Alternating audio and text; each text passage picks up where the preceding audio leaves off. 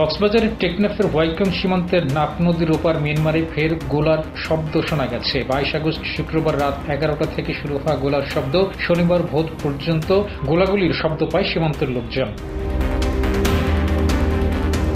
জানা গেছে, এখনও মিয়ানমার থেকে অনুপ্রবেশের চেষ্টা চালিয়ে যাচ্ছে রোহিঙ্গারা। শুক্রবার 62 জন রোহিঙ্গাকে প্রতিহত করেছে বাংলাদেশ বর্ডার গার্ড বিজিবি। এখনও সীমান্তের ওপারে হাজারো রোহিঙ্গা বাংলাদেশে অনুপ্রবেশের অপেক্ষায় রয়েছে। তবে অনুপ্রবেশ ঠেকাতে সীমান্তে বিজিবি তৎপর রয়েছে বলে জানিয়েছেন টেকনাফ ব্যাটালিয়নের অধিনায়ক লেফটেন্যান্ট কর্নেল আশিকুর রহমান। বিজিবির অধিনায়ক বলেন, কিছু লোক সীমান্তে অনুপ্রবেশের চেষ্টা করেছে, কিন্তু কাউকে প্রবেশের অনুমতি দেওয়া হয়নি।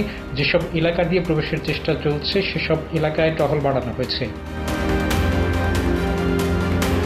স্থানীয়দের ভাষ্যমতে সীমান্তের উপরে কুমিরখালী, শিলখালী এবং সাইডং এলাকায় গোলাগুলি চলছিল। ওয়ালটন এখন দেশের সীমানা পেরিয়ে পৌঁছে গিয়েছে 50টিরও বেশি দেশে। ওয়ালটন, ঘরে ঘরে বিশ্বজুড়ে। এতে সীমান্তে বসবাসকারীদের মধ্যে ভয় ভীতির তৈরি হয়। টেকনাফের ওয়াইকং ইউনিয়ন পরিষদের একজন জানিয়েছেন, 22 আগস্ট রাত থেকে শনিবার ভোর পর্যন্ত থেমে থেমে সীমান্তের উপরে শিলখালী এবং সাইডং এলাকা থেকে গোলাবারুদের শব্দ পাওয়া গেছে। ফলে সীমান্তের কাছাকাছি চিংড়ির সঙ্গে সংশ্লিষ্ট লোকজন ভয় পালিয়ে যান। তিনি বলেন, দীর্ঘদিন বন্ধ থাকার পর ফের গোলার শব্দ পাওয়া গেছে, ফলে আবার রোহিঙ্গা অনুপ্রবেশের শঙ্কা দেখা দিয়েছে।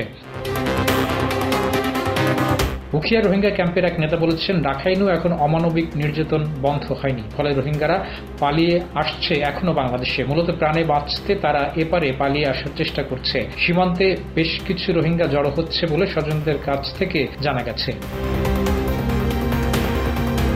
সীমান্তে গোলাগুলির বিষয়ে টেকনাফ উপজেলা নির্বাহী কর্মকর্তা শেখ এহসান উদ্দিন বলেছেন, সীমান্তে আইনশৃঙ্খলা সদস্যরা সতর্ক অবস্থানে রয়েছে। পাশাপাশি অনুপ্রবেশ ঠেকাতে স্থলপথে বিজিবি এবং কোস্ট গার্ডের সদস্যরা মোতায়েন রয়েছে।